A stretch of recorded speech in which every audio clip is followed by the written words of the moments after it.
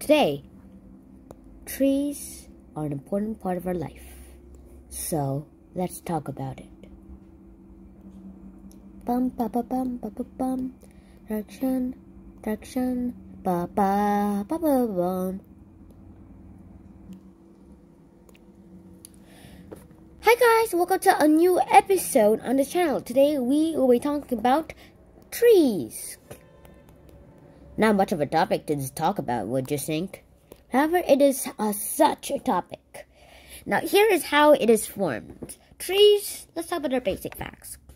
Trees are grown from seeds. Actually, let me use another color. Yeah, a seed. Actually, let me draw that in the notes, actually, so that it's much clearer. Alright, so let's get brown. I better make my own brown. This brown would do. Done. Alright. Seeds are these little kind of nut-like things that we might even eat. These nut-like things are pretty cool in a way. And once they are in the ground and ready to get out into the world, they crack just a little bit. Actually, that's way too much a crack. Now let me do that representation of a crack again. The smallest crack, just a little, and from that little crack, let's do a darker version of that, just to give out some idea of what it looks like. Okay, that's actually camouflagation. So it sprouts out a seedling.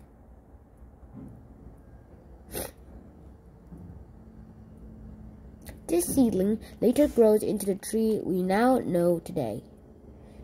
There are loads and loads of different types of seedlings that we can see, but however, usually there are also flower seeds, but today we will be just focusing on the parts of a tree.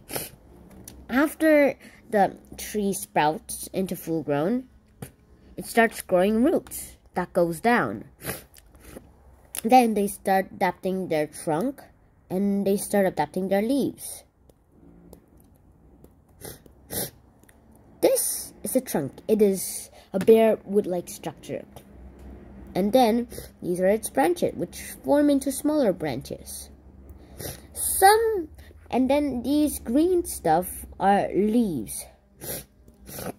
Those are leaves that are pretty much green a lot. Sometimes the tree grows other things other than their leaves. Sometimes they even grow their own fruits, like apples in this tree. And sometimes they even grow flowers, pretty flowers. Why are the roots underground? Well, it's because that it can suck out. It will suck out. Hey, stop that.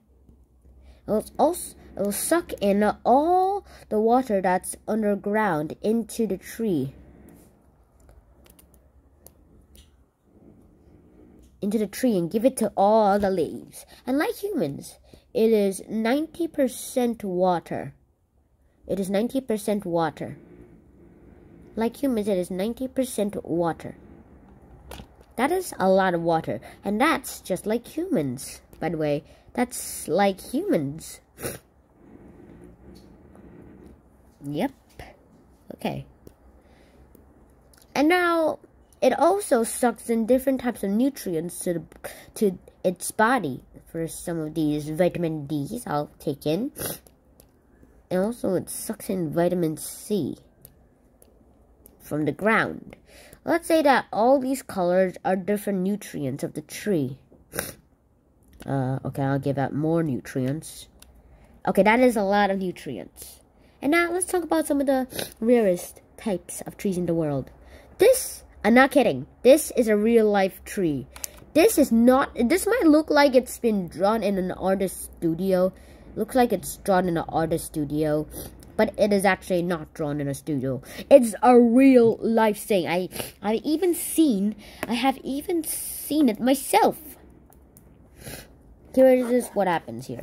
They usually live in Philadelphia, Papua New Guinea, and somewhere in Philippines. Not Philadelphia, by the way, it's Philippines. Okay? Sorry, Philippines people who are watching this episode. Huh? Okay. And why is it in lots and lots of colors, you might ask? Well, why it's in lots and lots of colors is because that as they... Actually, let me use the notes for this one. As they grow,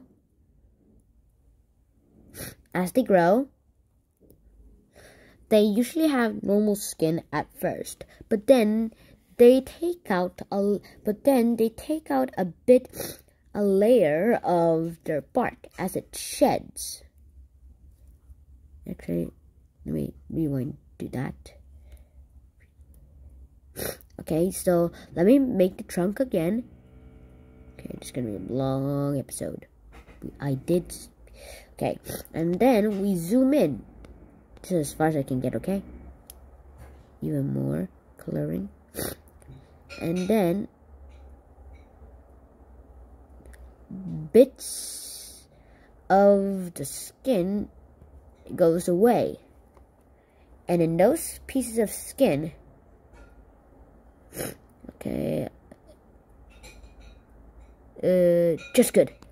In those pieces of skin, it reveals a new tree. The new tree, which is the rainbow tree that we see nowadays.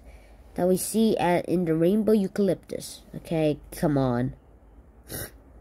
And now, these are spider trees. That happens in the Asians near India. And what are these things around the tree, you might ask? Well, those are, believe it or not. Wait a minute, let me finish drawing what it is first.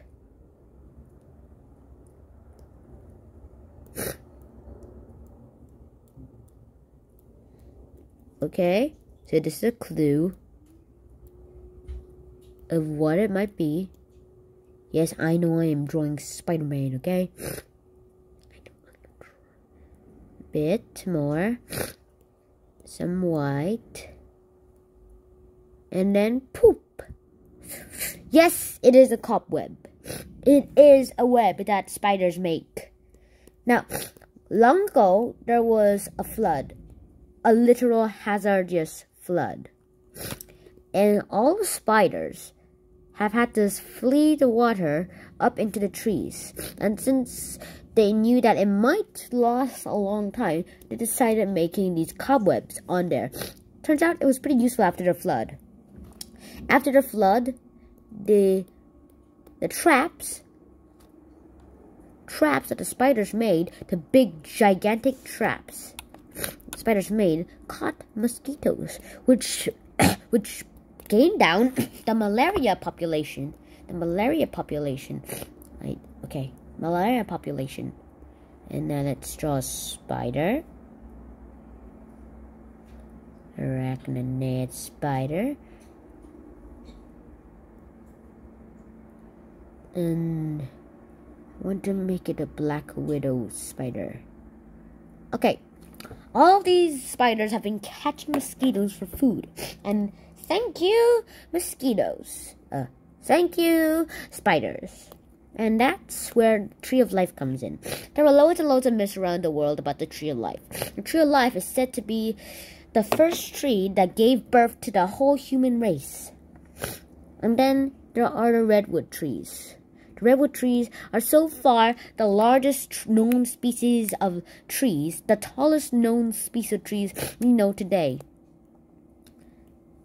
And also the largest tree is kept a secret, its location.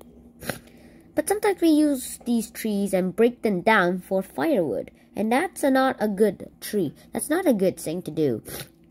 Even this book called The Giving Tree, which was written by this burglar-looking dude. I am agreeing with Greg from the Diary of a Wimpy Kid here. He does look like a burglar.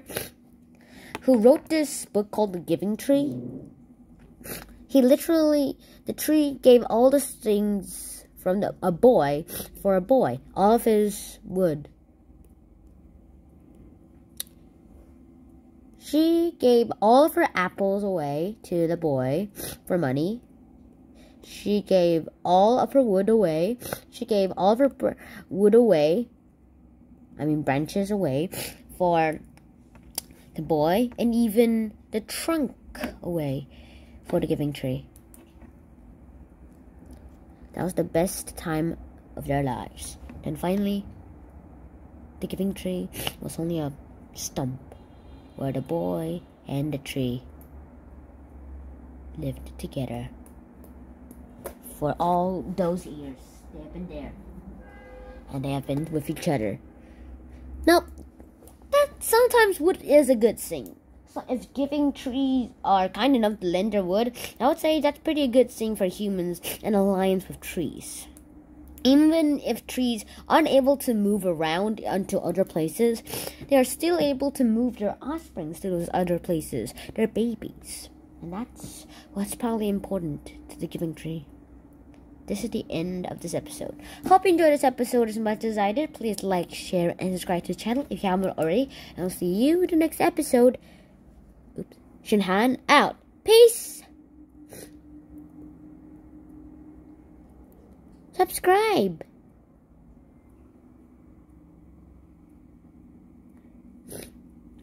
Click the bell button on so you won't miss any of my videos. Also, be sure to make a thumbs up.